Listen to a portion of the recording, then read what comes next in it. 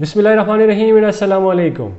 منکی پاکس virus بیماری جو کہ بنیادی طور پر افریقہ کی بیماری تصور کی جاتی تھی، آج یہ دنیا کے 50 سے زیادہ ممالک میں رپورٹ ہو چکی ہے۔ کیا یہ بیماری انسانوں سے انسانوں میں بھی اسپریڈ ہو رہی ہے؟ کیا یہ بیماری میل سیکس ورکرز کی وجہ سے پھیل رہی ہے؟ آج اس پہ ہم ڈیٹیل سے بات کریں گے۔ منکی پاکس وائرس یہ بنیادی طور پر ایک وائرل بیماری ہے اور یہ وائرس پاکس وائرائڈی فیملی سے تعلق رکھتا ہے۔ پاکس وائرائڈی فیملی میں اور بھی ایسے وائرسز ہیں جو کہ انسانوں میں اور جانوروں میں خطرناک بیماریاں پیدا کرتے آ رہے ہیں، جن میں اسمال پاکس بیماری، کاؤ پاکس کی بیماری، یا جو آج کل جو وبا پھیل گئی ہے لمپی سکن ڈیزیز، یہ بھی پاکس وائرائڈی سے ہی تعلق رکھتی ہے۔ اس بیماری کا سورس ریٹس، مائز اور سکویرلز تصور کیا جاتا ہے۔ اس بیماری کی ہسٹری کچھ یوں ہے کہ اس کا پہلا کیس 1958 میں منکیز میں رپورٹ ہوا۔ وہ منکیز جو کہ ریسرچ کے لیے رکھی گئی تھی، اس میں پہلا کیس رپورٹ ہوا 1958 میں۔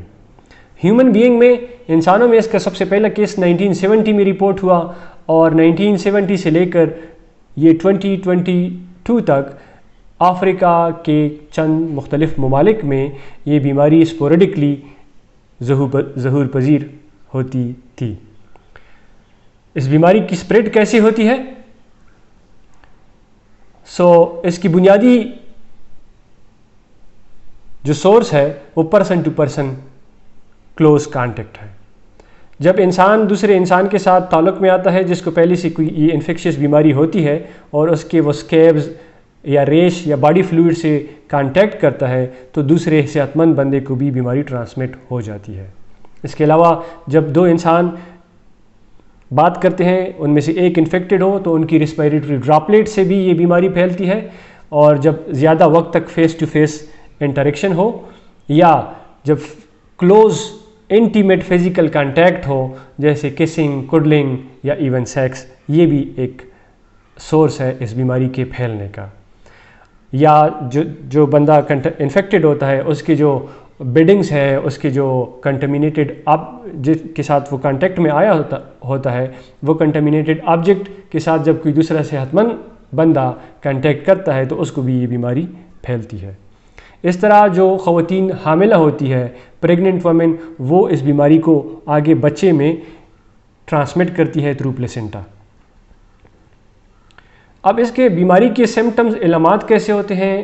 جو مریض ہوتا ہے اس میں شدید بخار ہوتا ہے، ہائی فیور ہوتا ہے، اس کو ہیڈ ایک، سر درد اور مسل ایکس، سوولن لمف نوڈز، جو باڈی کے جتنے لمف نوڈز ہیں وہ سوولن ہوتے ہیں، چلز آتے ہیں پیشنٹ میں، اس کو ٹھنڈ لگتی ہے، بندہ جو ہے جس کو بیماری ہوتی ہے اس کو بہت تھکاوٹ محسوس ہوتی ہے، اور اس کے بدن پہ ریشز ہوتے ہیں جو کہ اس کے فیس پہ، ماؤتھ پہ، اور اس کے علاوہ ہینڈز پہ، لیگز پہ، جینیٹل آرگنز پہ، مختلف پارٹس پہ ریشز آتے ہیں۔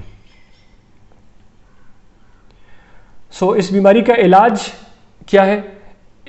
اس مخصوص بیماری کے لیے کوئی ڈرگ، کوئی دوا آج تک ایجاد نہیں ہوئی ہے، لیکن چونکہ یہ بیماری، یہ منکی پاکس اسمال پاکس سے بڑی قریب ترین ہے، تو خیال یہ کیا جاتا ہے کہ جو ڈیزیزز اسمال پاکس کے لیے مؤثر تھی وہ اس بیماری کے خلاف بھی مؤثر ثابت ہوگی۔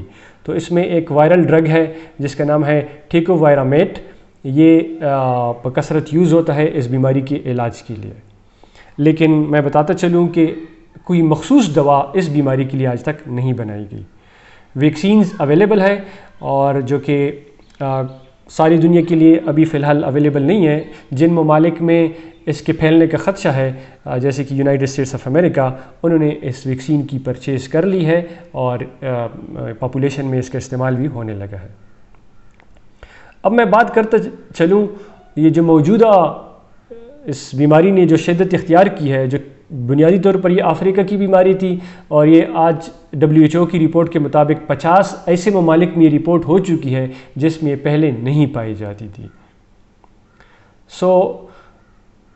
زیادہ کلیئرٹی کے ساتھ نہیں کہا جا سکتا کہ یہ بیماری کیسے ٹرانسمٹ ہو رہی ہے مختلف ممالک میں، لیکن ڈیٹا سے جو شواہد مل رہے ہیں وہ کچھ یوں ہے کہ ان لوگوں میں اس بیماری کی نسبت زیادہ ہے جو کہ گے ہے، جو کہ بائی سیکشول ہے، جو کہ میل سیکس ورکرز ہے، ان میں اس بیماری کی ڈیٹا یہ بتا رہا ہے کہ ان میں یہ بیماری کا تناسب زیادہ ہے۔ اس کے علاوہ ان لوگوں میں یہ زیادہ، جیسے ایک علاقے میں بیماری آ گئی تو متاثرہ شخص کے ساتھ جو لوگ مل رہے ہیں تو اس سے بھی یہ بیماری پھیل رہی ہے۔ WHO کا کنسرن یہ ہے کہ چونکہ یہ بیماری بنیادی طور پر افریقہ کی تھی تو کیسے یہ پوری دنیا میں ابھی 50 سے زیادہ ممالک میں پھیل رہی ہے اور اس کا پھیلاؤ جو ہے وہ دن بدن بڑھتا جا رہا ہے، تو WHO کا یہ کنسرن ہے۔ اگرچہ CDC اور WHO اس بات پہ متفق ہے کہ اس بات کی چانسز بڑے کم ہے کہ یہ بیماری ایک وبا کی شکل اختیار کر لے، جیسے کہ موجودہ کورونا وبا کو ہم نے فیس کیا تھا، تو اس کے چانسز بڑے کم ہیں کہ ایک عالمی وبا بن جائے، لیکن وی شوڈ بی ویجیلنٹ، ہمیں اس پہ نظر رکھنی چاہیے۔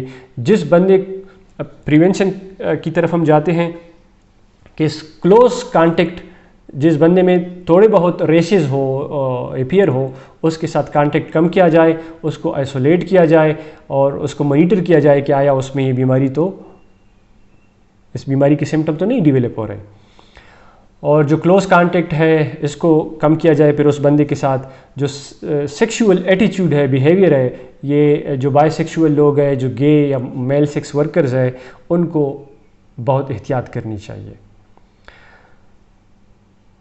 اور جو متاثرہ شخص ہے اس کے بیڈنگ، اس کے جو کانٹیکٹ میں جو چیزیں آئی ہوتی ہے اس کو پراپرلی ڈی کنٹامینیٹ کیا جانا چاہیے، اور جب بھی ایسے بندے کے ساتھ بندہ کانٹیکٹ میں آئے یا ان چیزوں کو بندہ ٹچ کرے تو فوراً اپنے ہاتھوں کو صابن اور صاف پانی سے دھوئیں۔ اچھا، جن ممالک میں یا جن ایریاز میں یہ بیماری کا ظہور ہو رہا ہے وہاں پہ اینیملز کے ساتھ جو اینیمل بائٹس ہے اور اس کو چیک کیا جائے، اینیملز کے ساتھ بھی کلوز کانٹیکٹ کم کیا جائے تاکہ یہ بھی ایک پوٹینشیل سورس ہے۔ جس بندے کو ریشز ڈیولپ ہو جائے، جس کو خدشہ ہو کہ اس میں منکی پاکس کی بیماری آ گئی ہے، تو وہ گھر ہی میں آئسولیٹ ہو جائے تاکہ اس متاثرہ شخص سے یہ بیماری دوسرے ہیلدی لوگوں میں نہ ٹرانسمٹ ہو۔ اپنا بہت خیال رکھیے گا۔ اللہ حافظ۔